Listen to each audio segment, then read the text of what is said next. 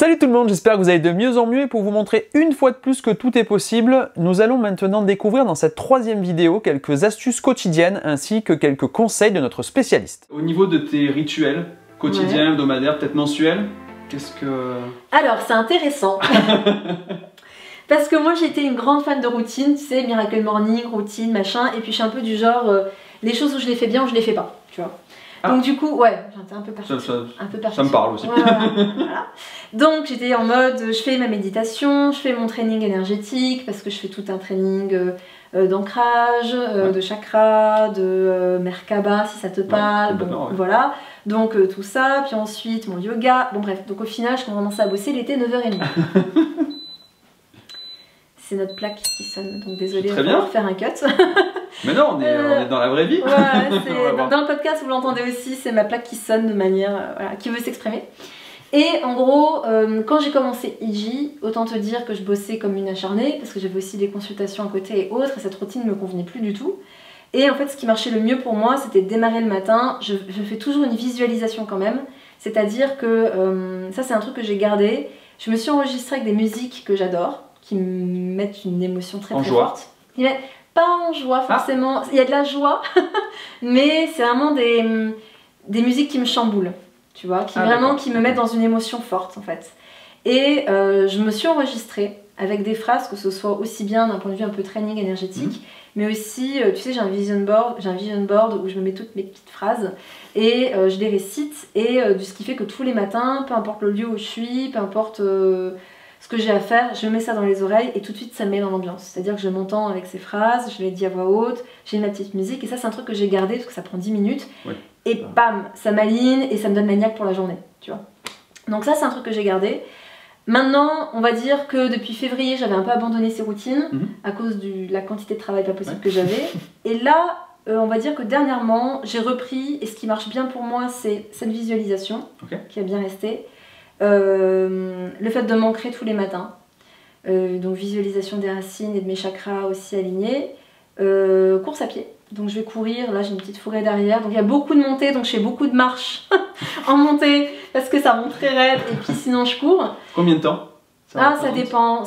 Alors avant je courais énormément, je faisais 1 heure, 1 heure et quart tous les jours. Ah oui, d'accord. Et ça plus du tout. Ça maintenant je me fais 25 minutes à peu près. 25 minutes c'est bien parce que du coup ça rentre dans ma routine et je ne me mets pas complètement à la bourre dans ma journée de travail. Tu vois, donc ça. Et un jus vert. Je rentre, j'ai toujours un jus vert. Donc si je suis à l'étranger, j'ai un petit sachet d'herbe de blé avec moi. Sinon je fais pousser mon herbe de blé à la maison, donc je me fais mon jus d'herbe de blé ou concombre autre. Et ça c'est vraiment des choses que je retrouve tous les jours. Donc visualisation, ancrage, un peu de sport, un jus vert et d'écrire. D'écrire, ça m'aide beaucoup pour m'organiser, c'est hyper important pour moi. J'ai besoin d'avoir un... En fait c'est simple, si je ne m'organise pas au millimètre, ma journée part en cacahuète. J'ai fait une petite rime en plus.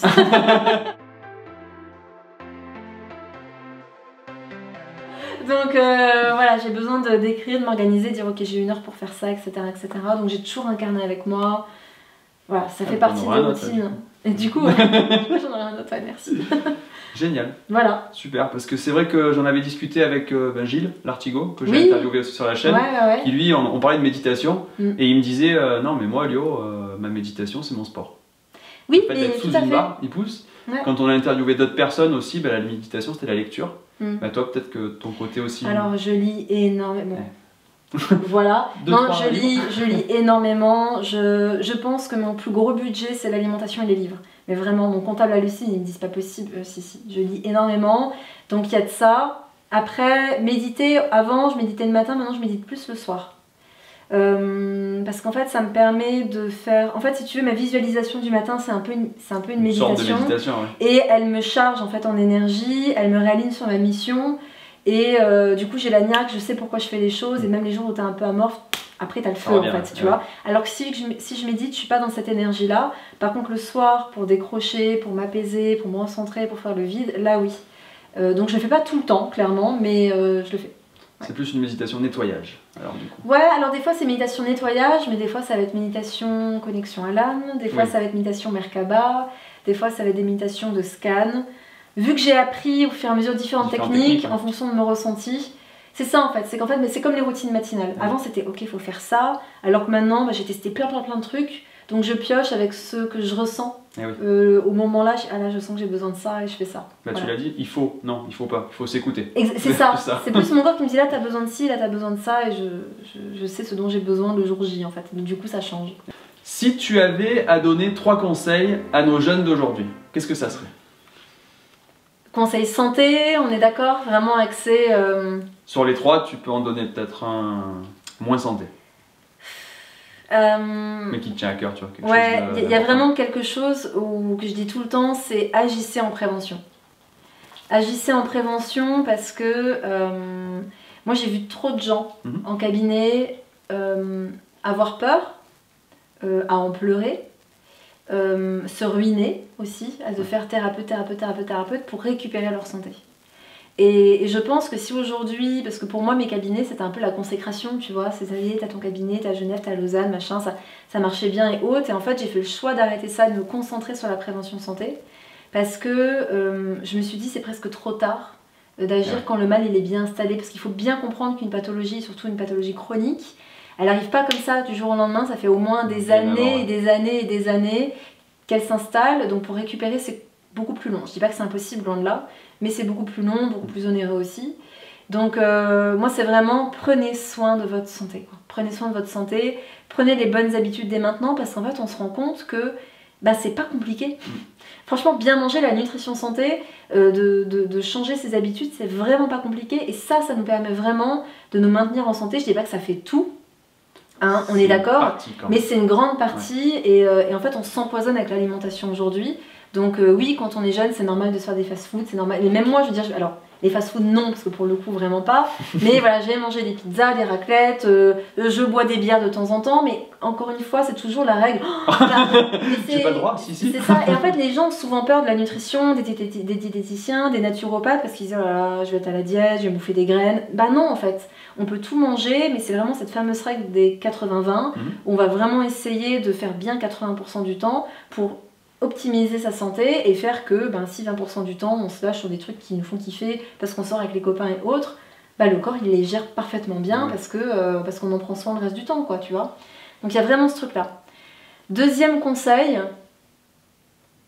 c'est difficile, hein. C'est vraiment difficile. Deuxième conseil, ce serait faites-vous confiance. Faites-vous confiance, parce que on nous a pas appris à écouter ce qu'on a dans le ventre, en fait. Ouais. Et je pense qu'on se perd.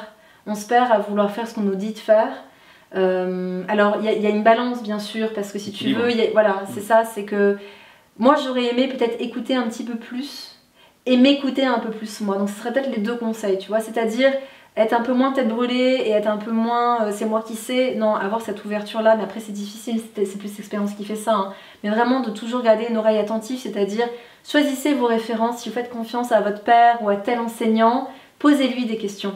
Posez-lui des questions sur qu'est-ce qu'il a appris, quelles sont ses valeurs, quelles sont les choses importantes pour lui, parce que ça va forcément vous marquer, vous impacter et vous aider à avancer plus vite dans votre vie. Et ensuite, écoutez-vous. Si vous sentez que telle étude c'est pas fait pour vous et que votre instinct vous dit d'aller faire je sais pas, du badminton de haut niveau, j'en sais un peu importe le truc, écoutez-vous, parce que c'est là que vous serez bon, en fait. Et ça, je pense qu'on ne nous l'apprend pas à l'école. Et pourtant, c'est crucial. Et s'écouter, c'est pas s'écouter avec la tête, c'est s'écouter avec ce que nous dit le ventre. Le ventre, il dit tout. Donc les ressentis. Ouais, les ressentis. Le sacral, ce qu'on appelle le sacral. Ouais. Alors premier ou deuxième cerveau, du coup, le ventre? Ah, pour moi, c'est le premier. Premier. Ah, il n'y a pas photo. Ouais, pour moi, il n'y a pas photo. Je l'ai toujours appelé le premier. D'ailleurs, j'ai toujours été passionnée de santé digestive, j'en ai fait mon mémoire, enfin bref, ça a toujours été pour moi le premier cerveau, parce qu'il y a beaucoup plus d'informations qui partent du ventre pour monter à la tête. Ouais. Et puis justement, c'est lui d'abord qui nous donne les informations. C'est lui qui nous dicte cette route elle est bonne pour toi et pas celle-là. Lui, c'est le mental. Oui. Donc premier cerveau qui est là. C'est celui-là qu'il faut squeezer en général. Exactement. Le mental. Ouais, c'est ça. Mais il a son importance, mais on va dire qu'il faut pouvoir... C'est ça, écouter le cœur, écouter le ventre, et puis ensuite il y a le mental qui vient un peu tempérer. Un troisième? Le troisième, c'était celui-ci, c'était vraiment au-delà de s'écouter soi, c'est de peut-être prendre le temps de trouver ses référents, des personnes d'aller voir. Moi je sais que j'ai des enseignants qui m'ont marqué, à tous les âges d'ailleurs, au CM2, en 3e, au lycée, j'ai vraiment eu des personnes clés comme ça, des personnes de ma famille, et je regrette de ne pas leur avoir posé plus de questions. tu vois. Parce que je sais que c'était des personnes extrêmement sages, dans le sens... voilà, expérience d'une vie. Expérience d'une vie avec une grande sagesse, et j'aurais aimé leur poser plus de questions sur, voilà, sur leurs valeurs, sur ce que leur a apporté la vie, sur peut-être quels sont leurs regrets, qu'est-ce qu'ils auraient fait de différent, pour m'imprégner de ça et voilà, le mettre dans ma petite valise, quoi, tu vois. Super. Merci Lisa. Merci à toi. Comme j'ai l'habitude, plaisir partagé. En plus, on a appris plein de choses et puis on va sûrement apprendre plein de choses aussi. Donc ça, c'est chouette. Et comme j'ai l'habitude de terminer toutes mes interviews en disant que tout est une question de vibration, en référence toujours à l'association, mais ça, vous connaissez déjà. Et je fais un petit cœur. Donc si tu es prête. Carrément. Et bien voilà, je vous souhaite le meilleur et tout est une question de vibration. De vibration. Et bien voilà, c'est fini pour cette trilogie. J'espère qu'elle te donnera envie d'essayer de nouvelles choses pour reprendre ta santé en main. Pense à cliquer sur la petite cloche pour recevoir les nouvelles vidéos, pense à t'abonner sur tous les réseaux. Tu trouveras à gauche la première, à droite la seconde vidéo de la trilogie. En attendant, je te souhaite tout le meilleur et je te dis à tout bientôt pour de prochaines vidéos.